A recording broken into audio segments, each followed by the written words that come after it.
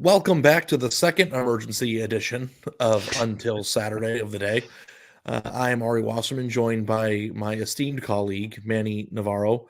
Didn't call you Manny Diaz this time, so I think we're already off to a blazing start. But the last Bedlam that we are going to get, hopefully one day the game will return in the form of non-conference, or we'll be able to get that game back. But Oklahoma State holds on to beat Oklahoma by 3 points, 27-24, and that is a nice little bow on a rivalry. And I don't know about you, Manny. This game, I'm going to miss it a lot, but also too has a really big playoff implication now that Oklahoma is no longer in it. Texas obviously won earlier in the day, very closely. If you did not watch our live video on that, I encourage you to do so on the channel. But it kind of feels like poetic justice to me that if you are a program that is part of blowing up your conference or potentially blowing up your conference, being one of the biggest building blocks in the entire sports reorganization conference-wise, the little brother, quote unquote, got to punch its big brother in the face one last time on the way out. What was your thought on that? And, kind of what do you think of just this final matchup?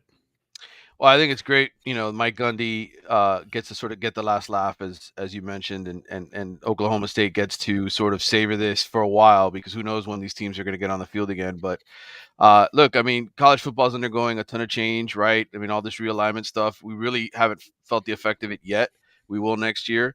But for right now, like this is awesome. If you're an Oklahoma State fan, this is everything you wanted the moment you heard Oklahoma was leaving the conference for the SEC. Like, this is just what you came for, right? Like, you showed up today and you were praying and hoping to God that your team showed up and pulled this off. And the fact that they did is just great for that fan base, and I'm happy for him. I'm happy for Mike Gundy especially.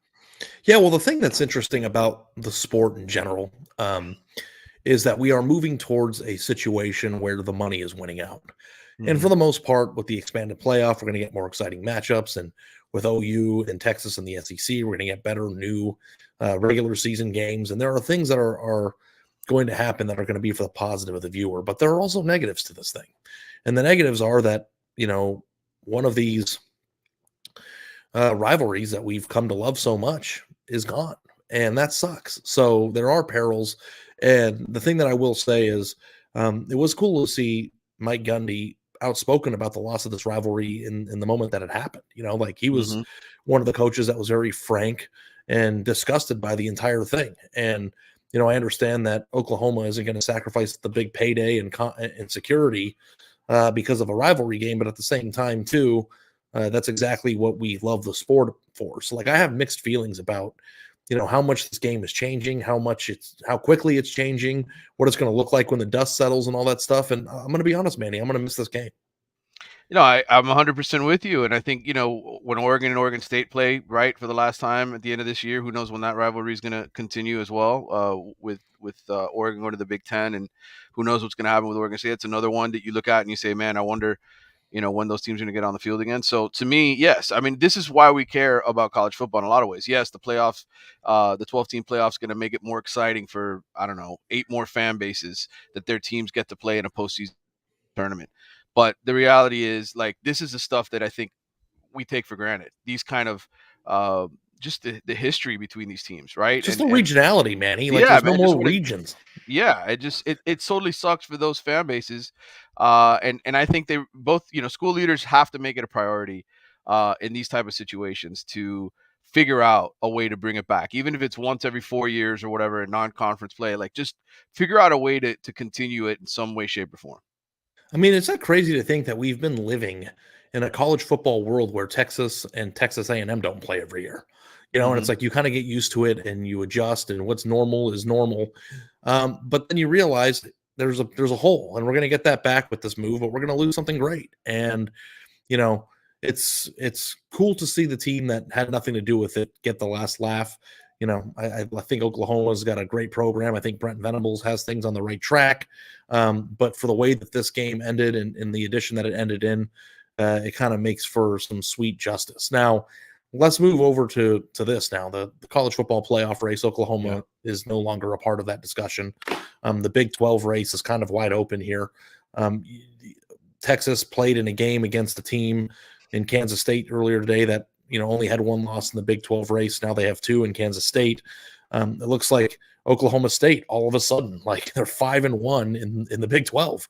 And I had them left for dead early in the beginning of the year. Like, if you remember losing to South Alabama and Iowa State back-to-back weeks, I was like, God, this team is going to stink. And all of a sudden, they creep back up. It's 5 consecutive wins, and now they're beating Oklahoma. Alan Bowman is throwing for almost 250 yards. Sorry, 350 yards. I don't want to say 250. And Ollie Gordon, the running back, 33 carries, 137 yards after 2 consecutive weeks of 200-plus yards rushing. It's like now Oklahoma State is alive in the Big 12 championship race. Yeah. Like, it's incredible. It really is. And to think really Iowa State, right, with everything that program has been through, like them and Texas are the only other one-loss teams in the Big 12. And Iowa State, by virtue of its head-to-head win over Oklahoma State, I mean, it's crazy. They're 5-3, but technically, if they're somehow able to run the table over their final 4 games, they'll be in the Big 12 championship game. So, yeah, it's going to be a really interesting and weird race towards the end. I think at this point, though, right, like when we talk about the Big 12, it's Texas is the only playoff team that they have. I mean, they're the only one-loss team overall record-wise that has any sort of shot of making the playoff. And so Oklahoma's loss today was, I think, devastating for the league in that regard. But it is what it is, and we'll watch. It'll make the finish certainly interesting, no doubt. Yeah, so I'm excited to see just exactly how the Big 12 is going to wrap up. But I know you probably watched some of this Texas game and stuff. I mean, is Texas the number 1 team in the Big 12 now? And who do you think might have the biggest chance of winning the Big 12 if it's not the Longhorns?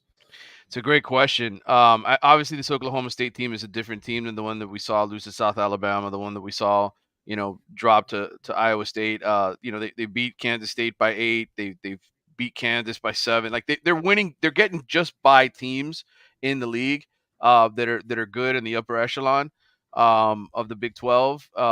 Would I pick them to beat Texas in a Big 12 championship game? No way. But I certainly think if you had to pick a second team at this point, it has to be Oklahoma State just because of the level that they're playing at. Yeah. Oklahoma had some pretty big mistakes in this game. They had opportunities late in the game. They got the ball back with 2 minutes left, and I believe they had a timeout starting at their own 20-yard line, and they moved quickly to around midfield and then came up short in this game. It was just one of those dogfights that you expect in a rivalry game. And, Oklahoma now has West Virginia, BYU, and TCU. So I still think there's a pretty good opportunity for the Sooners to finish 10-2 and have a pretty good year after a 6-7 loss or 6-7 record, 7 losses in Brent Venables' his first year. So that I still think that the program's headed in the right direction. They're recruiting a lot better than they were in the past, but also too, it's just kind of a stark reminder of, how much needs to be built in infrastructure. They took it for granted going to the playoff as many years as they did under Lincoln Riley. And, they're going to be building this the long, sturdy way, and it's going to take some time. You know how it works, like with recruiting and the way they're going. It's not just an instant fix. They did some portaling. I think they turned over a large portion of the roster coming into the year. And, I think it's a very successful season for Oklahoma still if they can win their last 3 games. But, considering where they were the previous week against Kansas and, that they were in the game and had the ball with a chance to win late against Oklahoma State, I mean, there was a legitimate chance this team could have gone undefeated this year. Yeah, and the interesting thing for me, Ari, is like, and this is sort of a bigger picture question with Oklahoma is, what happens when they go to the SEC next year, and can they really hang? Like, was leaving the Big 12 in 5 years? Are we going to be saying was leaving the Big 12 for the SEC maybe the wrong move for Oklahoma? I know financially they won't be saying that, but certainly I think from a do they get which shut means out that of it's the playoff? fine no matter what's fine.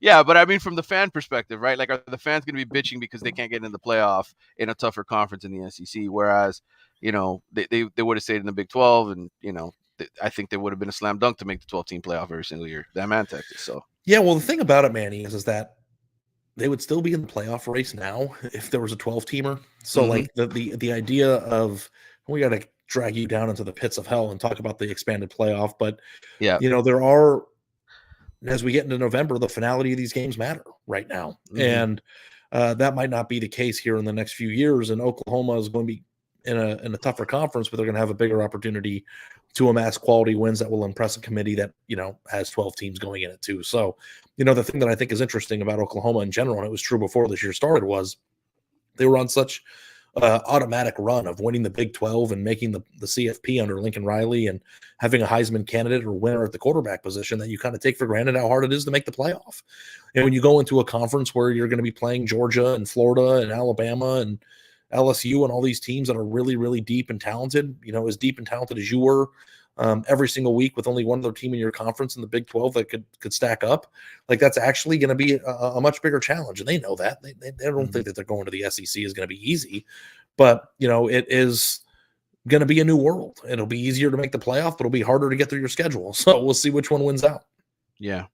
Yeah, it'll be interesting. I mean, can they build the kind of depth that they need to survive, playing in a much more physical conference? I think that's ultimately going to be, can Brent Venables build the kind of team that could, I don't know, play Alabama, Texas, and Florida back to back to back, if that happens to be the way their schedule works out? And how do they come out of that health-wise? I think in the Big 12, they've been able to survive those kind of things.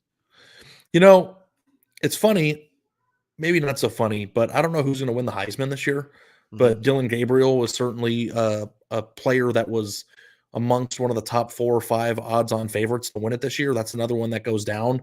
Yeah. Bo Nix threw a pick, I think, on his first pass in the Oregon game today.